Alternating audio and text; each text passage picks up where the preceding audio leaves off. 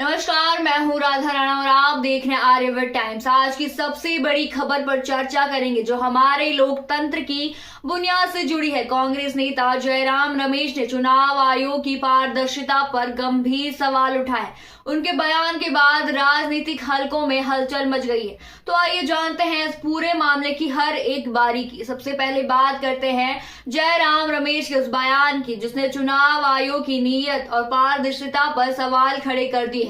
जयराम रमेश ने social media platform x पर लिखा, पारदर्शिता और खुलापन भ्रष्टाचार और अनैतिक कार्यों को रोकने में सबसे अहम भूमिका निभाते हैं।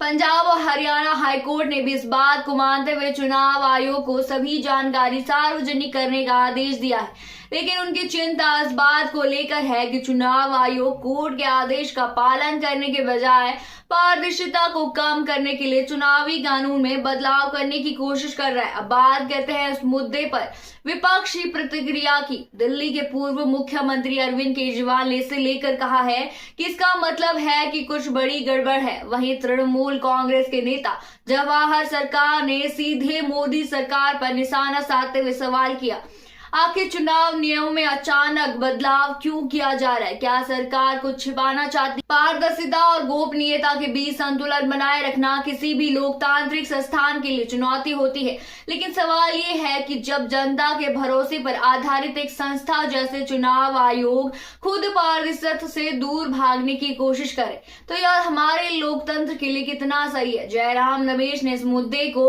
कानूनी चुनौती देने की बात कही है। अगर ऐसा होता है तो यह मामला सुप्रीम कोर्ट तक पहुंच सकता है। भाई, चुनाव आयोग को भी अपनी स्थिति स्पष्ट करनी होगी। क्या यह कदम जनता की जानकारी तक पहुंच को सीमित करने का प्रयास है या इसके पीछे कोई और तर्क है?